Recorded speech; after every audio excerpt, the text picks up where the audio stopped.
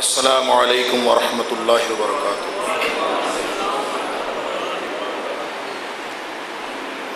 الحمد للہ نحمده ونستعینه ونستغفره ونؤمن به ونتوکل علیہ ونعوذ باللہ من شرور انفسنا ومن سیئات اعمالنا من يهده الله فلا مضل له ومن يضلل فلا هادي له ونشهد أن لا إله إلا الله وحده لا شريك له ونشهد أن محمدا عبده ورسوله أرسله بالحق بشيرا ونذيرا بين يدي الساعة فمن يطع الله ورسوله فقد رشد واهتدى ومن يعص الله ورسوله فقد ضل وغوى فإنه لا يضر إلا نفسه ولا يضر الله شيئا نسأل الله ربنا أن يجعلنا ممن يطيع ويطيع رسوله ويتبع رضوانه ويجتنب سخطه فإنما نحن به وله أما بعد فإن خير الحديث كتاب الله وخير الهدي هدي محمد صلى الله عليه وآله وسلم وشر الأمور محدثاتها وكل محدثة بدعة وكل بدعة ضلالة وكل ضلالة في النار فأعوذ بالله السميع العليم من الشيطان الرجيم من همزه ونفخه ونفثه بسم الله الرحمن الرحيم وما خلقت الجن والإنس إلا ليعبدون۔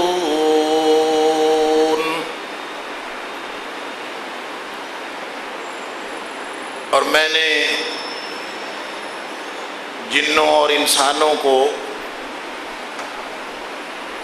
سوائے اس کے کسی مقصد کے لیے پیدا نہیں فرمایا کہ وہ میری بندگی کرے۔ صدق اللہ العظیم۔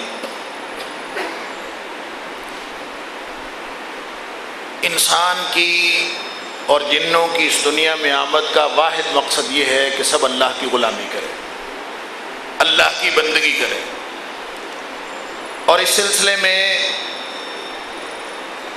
ہم یہ گفتگو بارہا کر چکے ہیں کہ جہاں کہیں لفظ عبد سے کسی فعل کا ذکر ہے، مادہ عبد سے کسی فعل کا ذکر ہے، تو اس سے مراد بالعموم عبادت لیا جاتا ہے۔ عبادت بھی مادہ عبد سے ہے، لیکن حقیقتاً عبد عبدیت سے ہے۔ عبد کا معنی غلام ہونا ہے، جبکہ عبادت کا معنی چند اعمال کو سر انجام دینا ہے۔ چند اعمال کو سر انجام دینے سے عبادت کا مقصد پورا ہو سکتا ہے، عبدیت کا مقصد پورا نہیں ہو سکتا۔ عبادت عبدیت میں شامل ہے، عبادت جز ہے، عبدیت کل ہے. اس کی آواز کم کر.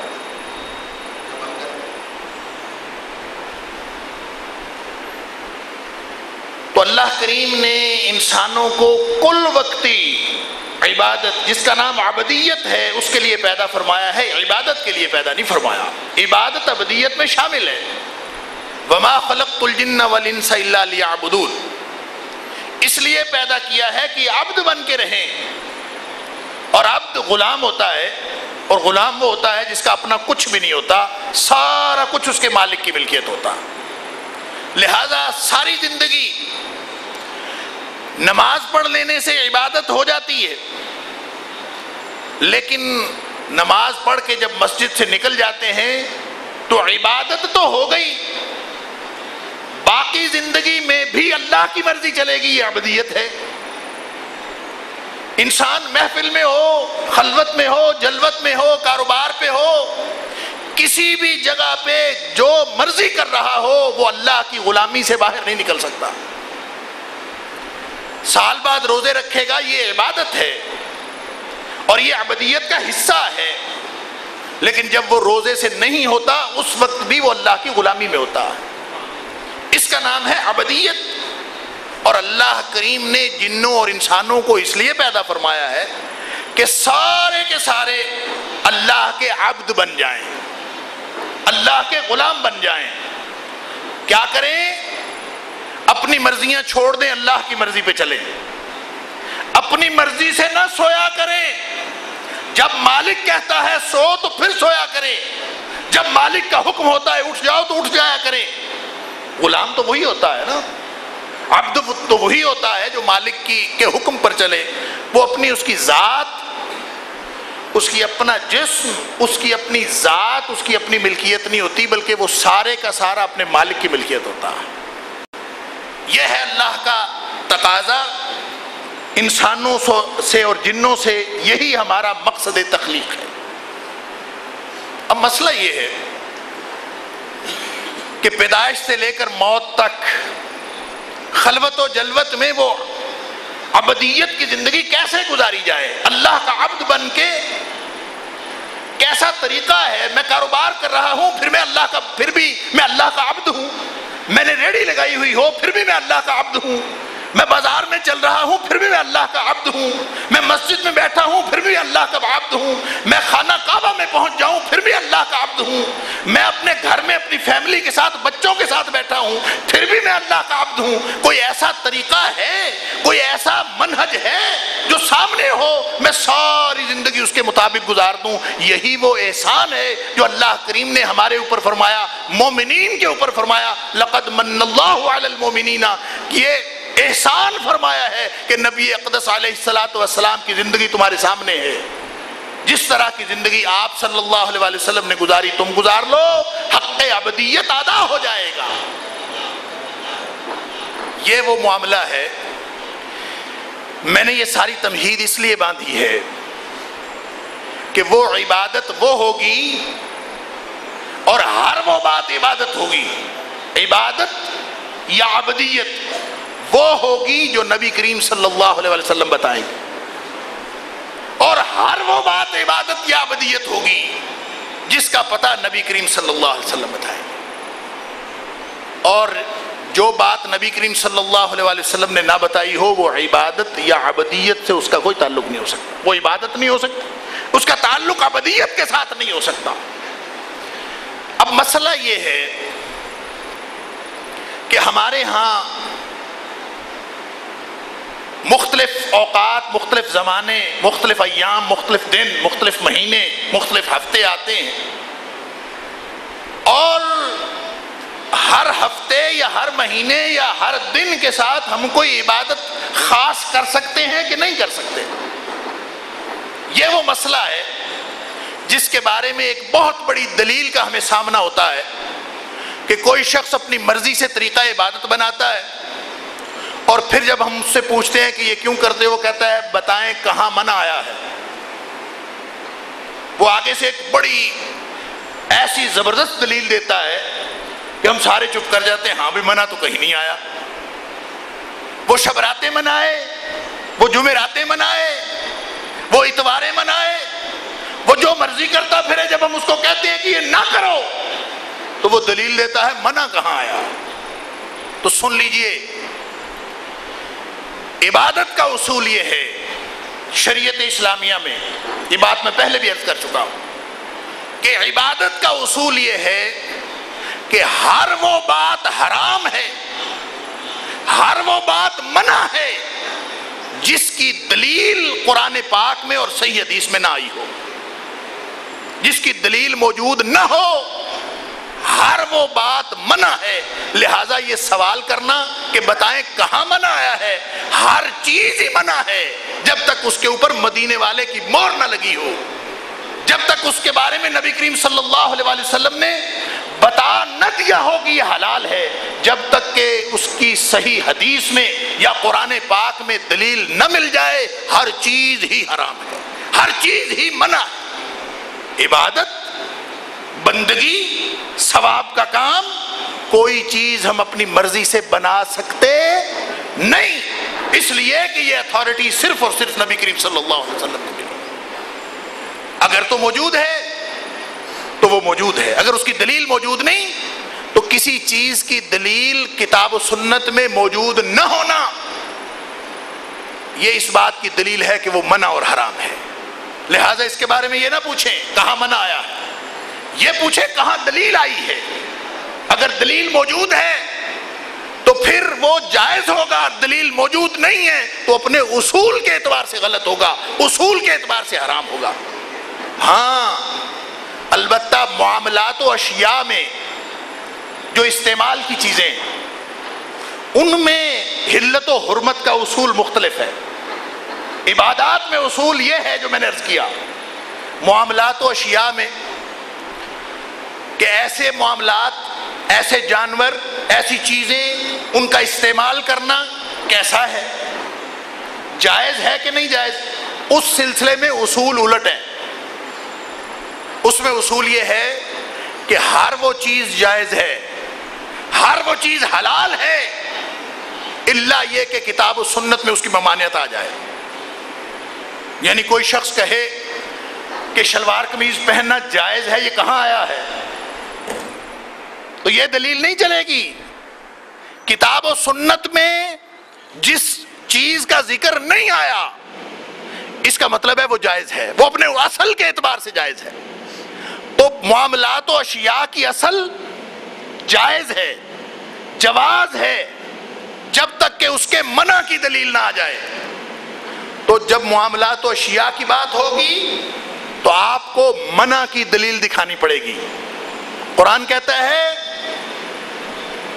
کہ احلت لکم بہیمۃ الانعام الا ما یتلی علیکم. سارے جانور حلال ہیں، سارے جانور حلال ہیں، الا ما یتلی علیکم، سوائے اس کے ان جانوروں کے جن کے بارے میں بتا دیا جائے کہ یہ حرام ہے.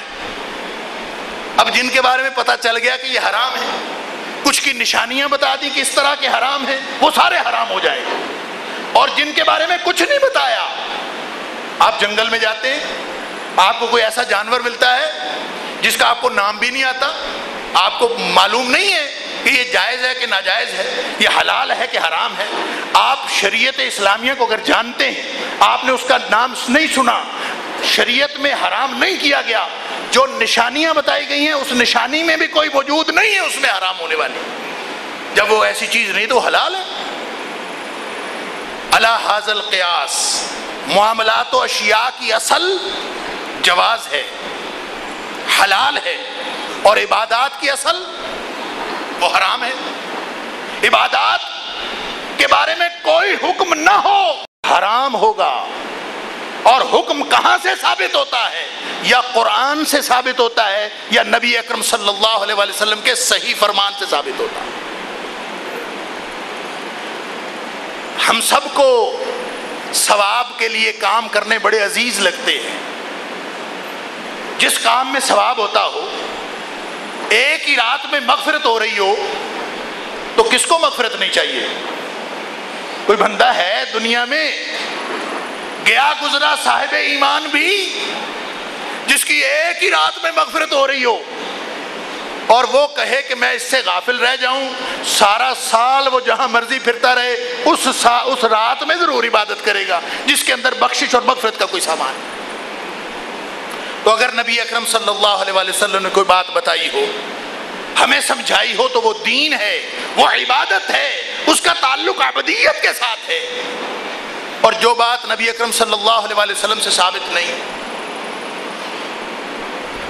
اس کے بارے میں یہ سمجھنا کہ یہ ثواب ہے، یہ سمجھنا جس کے بارے میں نبی کریم صلی اللہ علیہ وسلم، اس کے بارے میں یہ سمجھنا کہ یہ ثواب ہے، یہ سمجھنا جس کے بارے میں نبی کریم صلی اللہ علیہ وسلم سے دلیل کوئی نہیں، اس کے بارے میں یہ سمجھنا کہ یہ ثواب ہے، یہ بھی گناہ ہے۔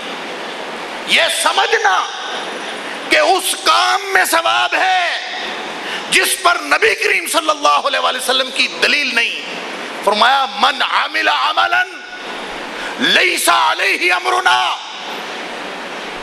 جس نے کوئی ایک کام کیا،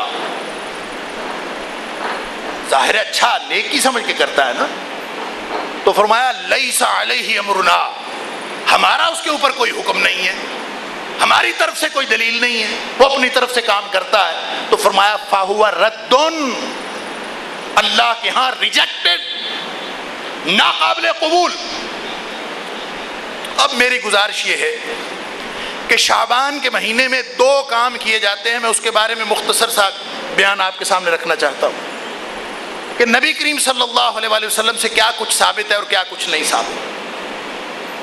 ایک تو رمضان، یہ شعبان کے مہینے میں روزے رکھے جاتے ہیں، اور خاص طور پر یہ جو نصف شعبان کی رات ہے، اس رات کی، اس کے بارے میں ایک حدیث پیش کی جاتی ہے کہ رات کی عبادت کرو اور صبح کا روزہ رکھو، قوموا لیلتہا وصوموا نہارہا، اس کی رات کا قیام کرو اور صبح کا جو ہے وہ روزہ رکھو، اور اس پہ جو ہے اللہ تعالیٰ مغفرت فرما دیتا ہے۔ یہ حدیث ضعیف نہیں ہے، بہت سارے لوگ اس کو ضعیف کہتے ہیں، یہ حدیث موضوع ہے۔ موضوع کا مطلب ہوتا ہے بناوٹی اور من گھڑت۔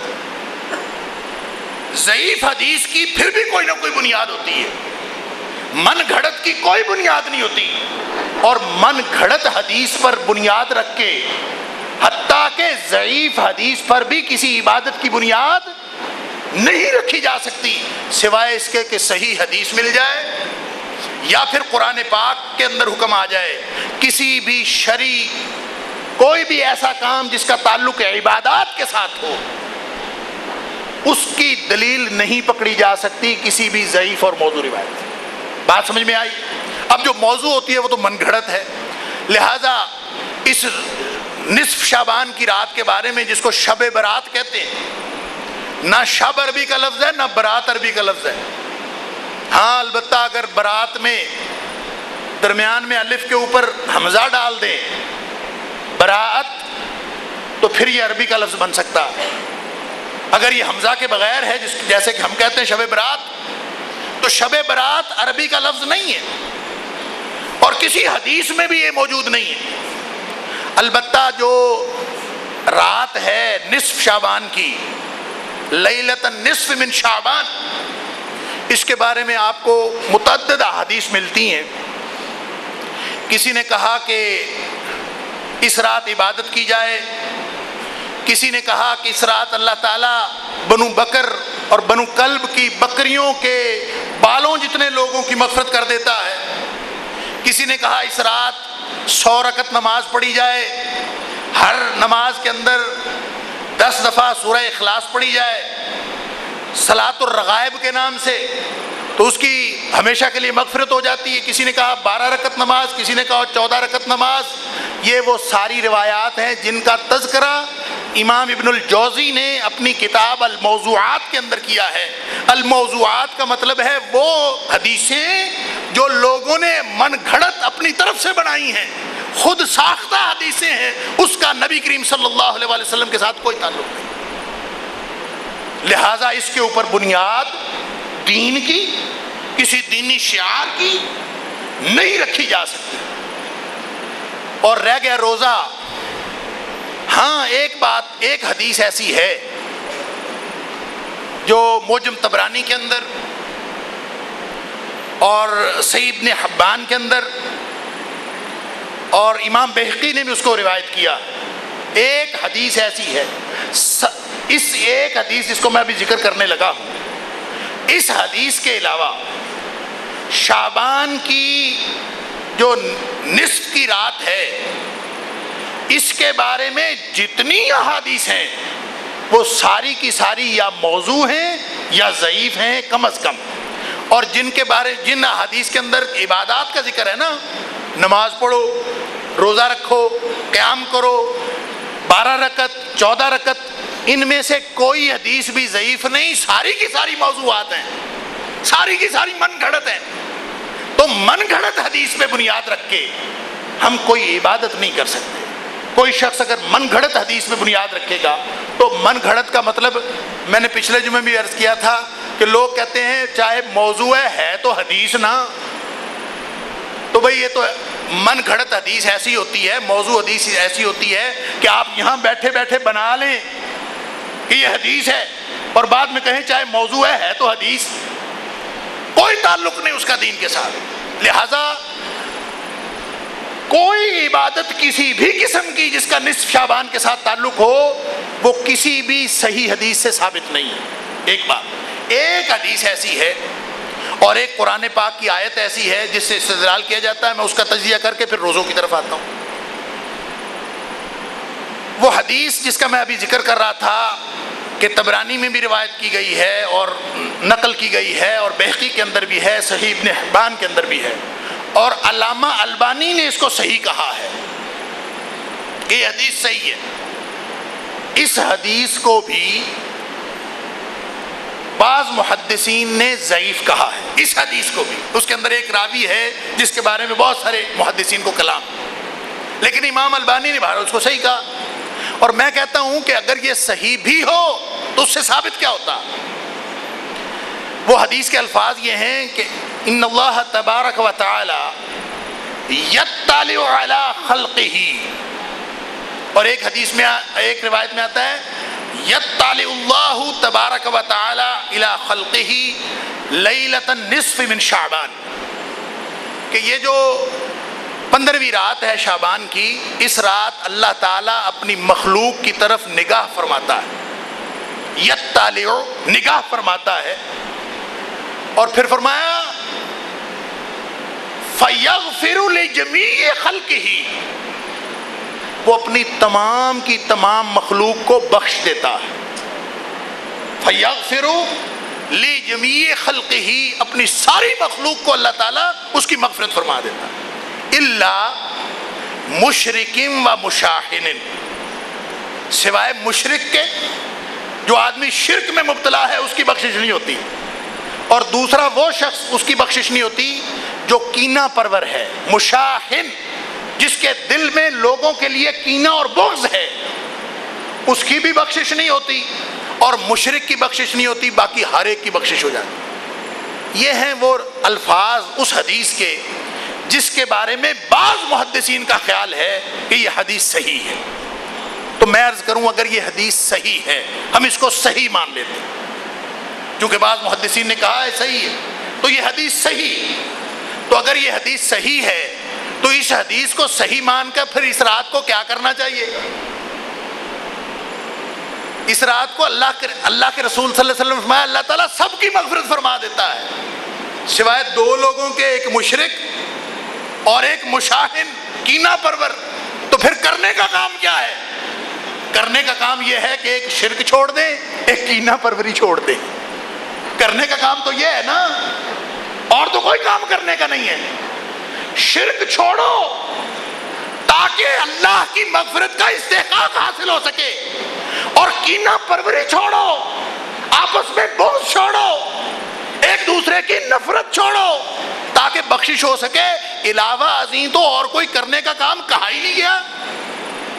ایک مشرک کی مغفرت نہیں ہوتی، ایک مشاہن کی مغفرت نہیں ہوتی. اگر یہ حدیث صحیح ہے تو کرنے کے کام یہ ہیں کہ ہر وہ بات، ہر وہ کام چھوڑ دیا جائے جس کے اوپر شرک کا شائبہ تک بھی ہو. اللہ اکبر. اور دوسرا یہ ہے کہ کینہ پروری چھوڑ دی جائے. ساری رات ہم عبادت کریں گے، ساری رات مساجد کے اندر اور عمارات کے اندر چراغاں بھی کریں گے، عبادات بھی ہوں گی، اپنی طرف سے بناوٹی صلاۃ الرغائب بھی پڑھی جائے گی، نہ شرک چھوڑنا نہ کینہ چھوڑنا۔ اللہ اکبر۔ تو یہ دین نبی کریم صلی اللہ علیہ وسلم کا دین نہیں۔ نبی کریم صلی اللہ علیہ وسلم کا دین یہ ہے کہ اس رات کے لیے نبی کریم صلی اللہ علیہ وسلم نے کوئی عبادت مخصوص نہیں فرمائی، اگر فرمائی ہو تو پھر وہ ثواب ہوگا، اگر فرمائی نہیں۔ دیکھیں اس کی میں ایک عرض کرتا ہوں مثال۔ نبی اکرم صلی اللہ علیہ وسلم نے فرمایا جب سیڑھیاں چڑھو تو اللہ اکبر پڑھا کرو، یا کسی بھی بلند جگہ پہ چڑھو تو اللہ اکبر پڑھا کرو، اور کسی بھی بلندی سے نیچے اترو تو سبحان اللہ پڑھو۔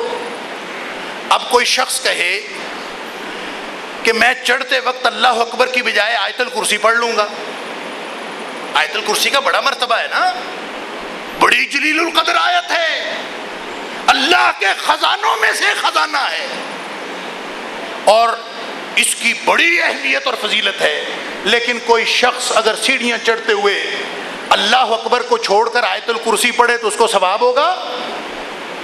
ثواب اللہ اکبر کہنے والے کو، کیوں؟ اس پر مدینے والے کی مہر ہے۔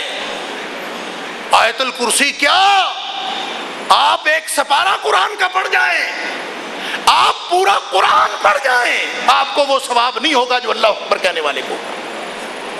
کیوں؟